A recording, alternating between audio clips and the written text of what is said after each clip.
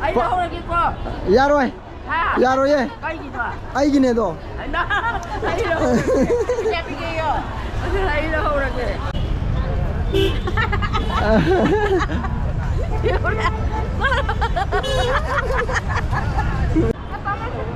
Se, tao là cho riêng ngô. Hai mà khai nó tao đi chưa mà? Hai mà.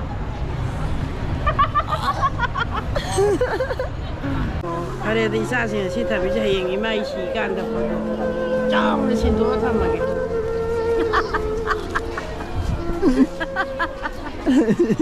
Cái đó cà phê nó uống nó đi.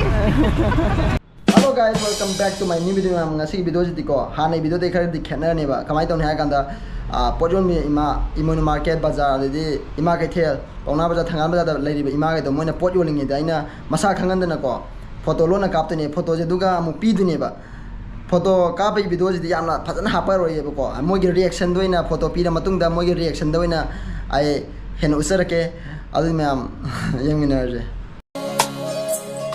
Chandam na pamlay tabag ay di tang banang tani wara machakaya nang bukaw rapot hazay Chandam na pamlay tabag ay di tang banang tani wara machakaya nang bukaw rapot hazay Ima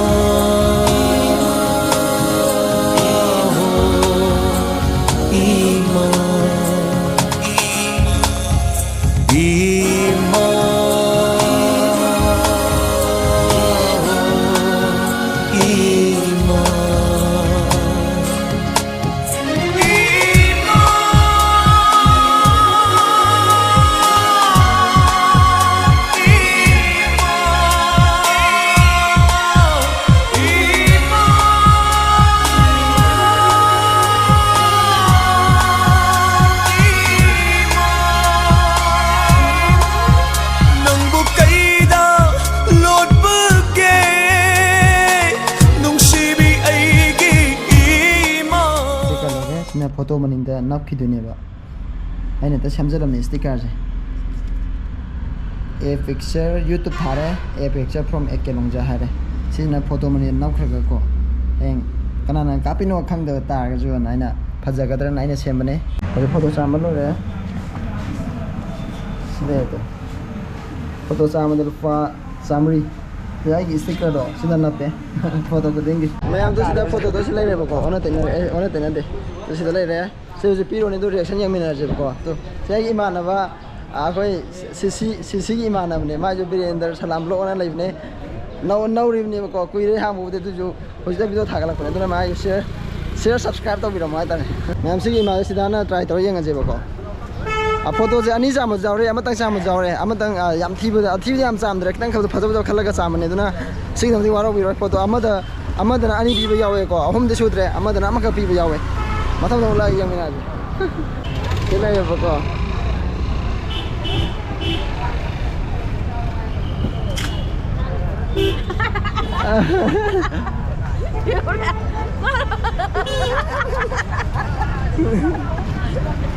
foto ani subune foto ani subune ani to ni ma yang ko je kaya nu bu ma le la ma nu ga nam da ba yi si ga ke ka jo yang to hajar ima da nu si da bi ni ke no ma da ni si da bi ni yang to foto ani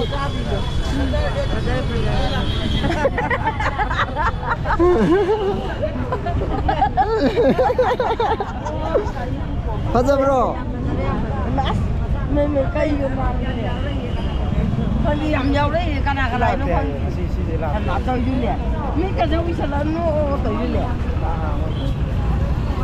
pia là bo pia là cái gì mang được một uni gì đi à mang được uni gì đi không đủ bên đó thì này mấy nó phải ra thì nó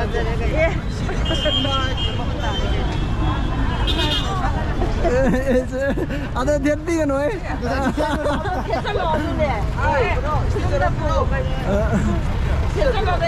Desa dulu. Selamat lagi, bye bye. Bye bye.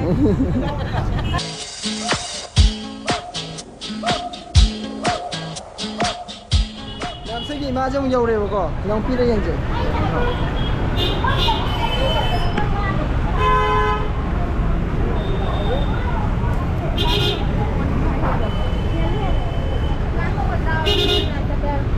Masih.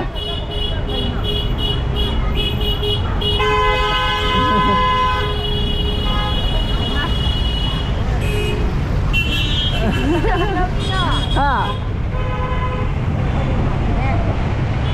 Macam bro. Foto ani sudah ni. Ha. Aina sama imado nung situ nak kapan ni dah?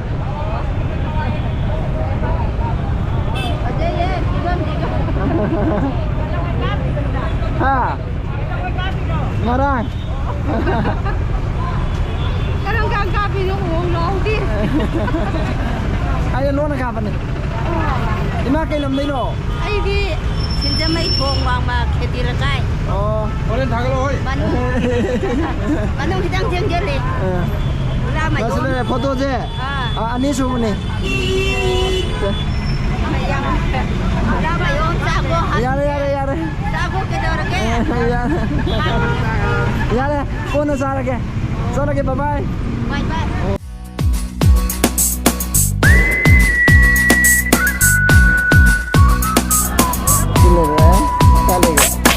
Karai lagi raya. Oh, siler. Masih. Hari ni tak bisa. Acau.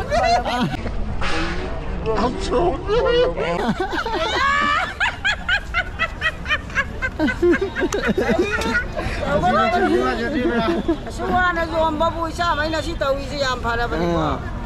Kaya tahu ni.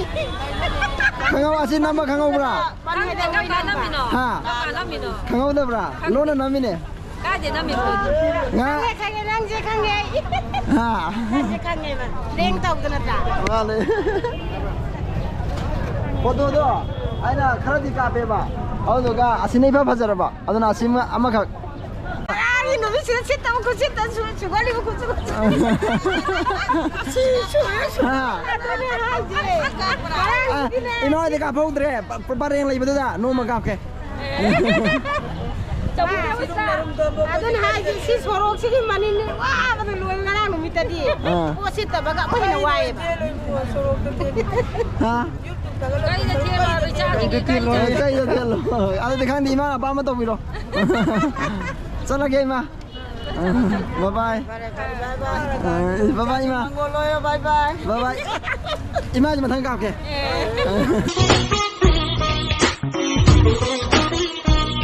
Nah, sudah Ima saja sajen ni berko. Ando sila le Ima aja. Hai kuyon Ima ni sila pergi. Ima, hai ku je kya pino? Kontra. Se, kana noyong. Apa? Betul rete dia. Kana no do. Ai na terus ibu. Ima ni tu ba. Ima man berne. Ai gina noi kara kana ni. Ada foto ani subni. Ani subni. Atis noi nampi ra ka jong no. Ima ada pi ni ke no.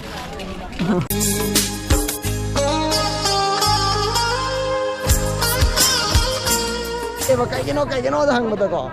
Kai kana tu no. Atu ngata ni ma hangi je. Ai na fasan hairam dre.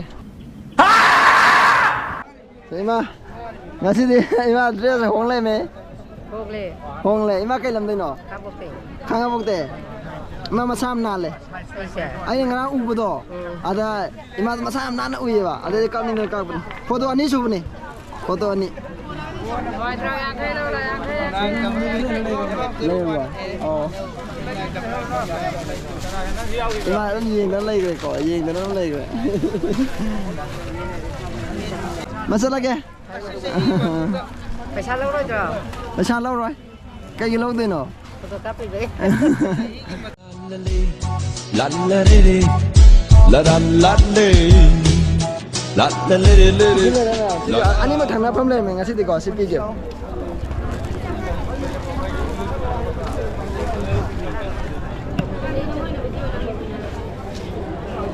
bốc xe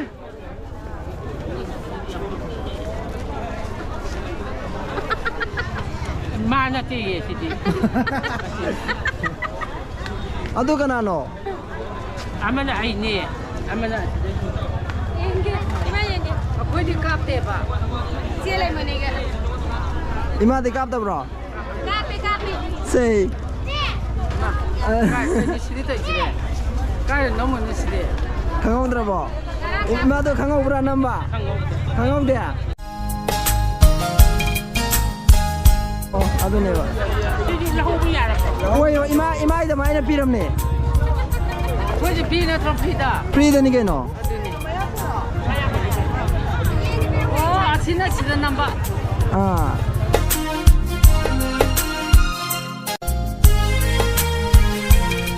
Sini kau sana ni. sa ya re ha Ay, saan nga di swimming bigyan, saan nga? Yawi ya. Sakto. to si ba so rum jalaw Ay, puto, si May, ewan ko yung napili lang. waro ne piri ne ima sa kanyang sage Ay, ro. ah Bajagin saan ni? kanjang Nga, thong juyaw na. Iruong ba juyaw na, kangsoy juyaw na. se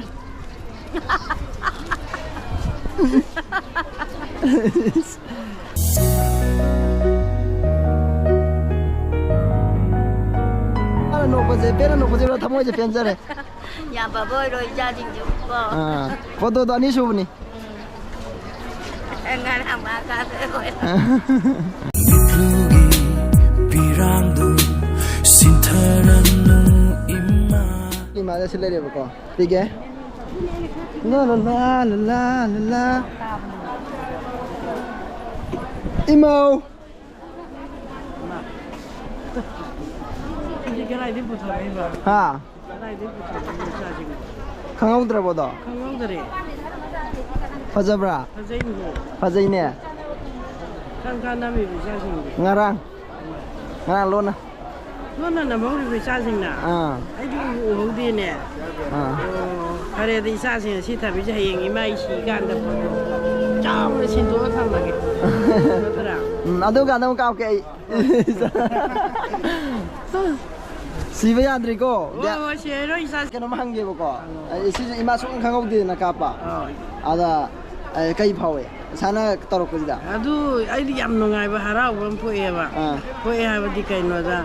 Mana bazar dah pamagan isa sing mayam lah aga. Puai dah interest bibi bersih. Puai dia yang nungai je. Awak apa kaya jumda lagi bersih tu sudah dipukau kau hai dah. Bazar dah ba. Nomor sentuh lebih kerap pangaga. Jungi awak apa sini menari ni bersih nanti na rana. kai lam dai no Karawang kem deh ni. nam sina ima yong sa yon bigini ko ya pige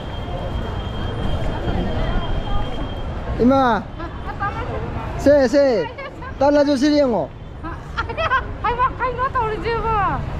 Ay, ma.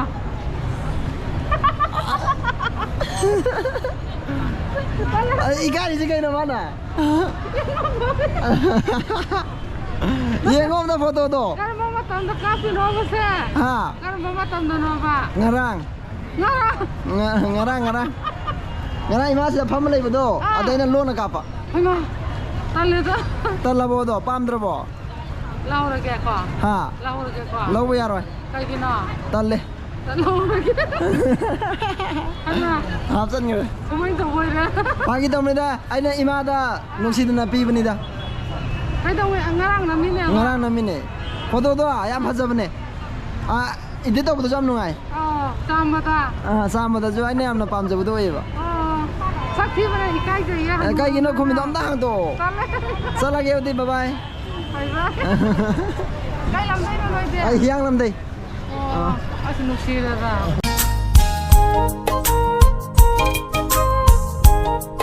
Kamay ka. Kamay ka.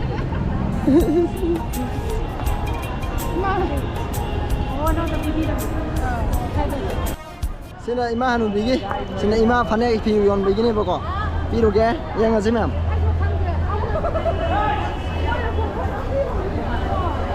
Abo, kayak yang cagi. Ai ba. Oh, kan orang ngasih di. Ai bu ni cari hijau ba. Hawa pada Hawaii pun ba. Abo saya kaya sudah. Saya sih kena noyo. Kana boleh lo sia. Yo ne. Ima Jam ni jam 6 ni ba. Boleh ba. Aku balik sudah ni benang ni. Akan. Pasal tak boleh. Pasal 6 ni. Mana boleh dah ini ba. Sini param. Ai dah lagi ko. Ya roy. Ha. Ya roy ye. Kai gitu. Ai gini do. Ai dah. Ai dah. Kita pergi yo. Ai dah lagi. Sila tu yang sia. Yang foto ni sebenarnya. Namna apa? Yang ngaku. Zaman apa dah? Kalau kena apa? Paisa tahu ni dengan lo betul. Di makuk berapa? Kari. Paisa. Kaya Paisa tahu ni lau tahu kita foto nang itu. Kang di ay di. Ako di ato pa ni. Oh nak tu berapa? Ato pa ni. Ay di may lain na di. Kadang bapa mino, imagine. Kadang bapa ni. Ani bapa, dia tu ani malau yang. Lauro. Lau. Ay na bahagi daw mo ni ba? Ay na kapa ka imada piram ni ba? Ay na kay haragyan na sumiyang mo ni da. Yung na yang kan ni dah. Yang alo. Saan lagi ko? Kali dah ni dia. Yare. Pasabi na no. Pasagi na te ba? Pasagi na te ba? Makuk thang bawa yuk ko. Ay lagi.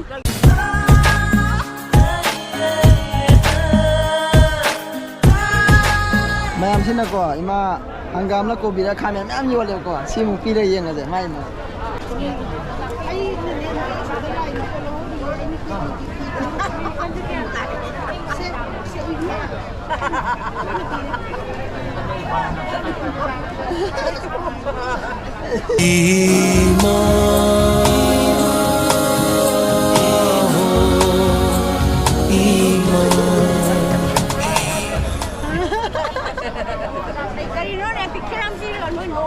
Lihat dia noy pakai noy.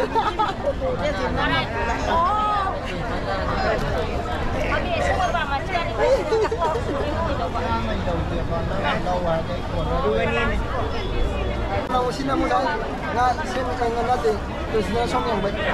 Kerana yang ini sih bo. Mau hero lak yang ini ba. Tolong ba. Masa lagi? Paya ka pasagi na tiye. Kaya biwa no galon hai di. Ado ne kaya biwa no ye. Ado hong no ri baba.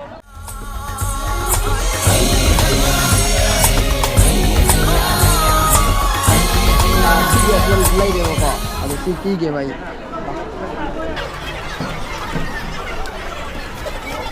Ima.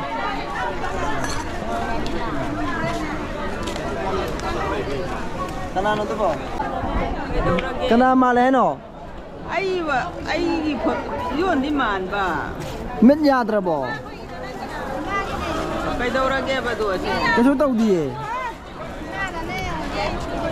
Bam da bro to. Adu kay daw ra ge hai ba. O ima do, ainan lakpa ngarang do, ada ubah da kapa, aduga foto sama pi kita ba. Jam mahal loh ram lewan. Nyaman no ramya. Ina loh. Mau si ima je, foto kap to kui rama le ko. O je foto je kap bu da ki anu ramya na masana masaje. Nungai je dre je. Ina loh ram lewan ai foto suka kap de. Foto suka kap te, anu ramya. Aduna me foto kapa yang dio.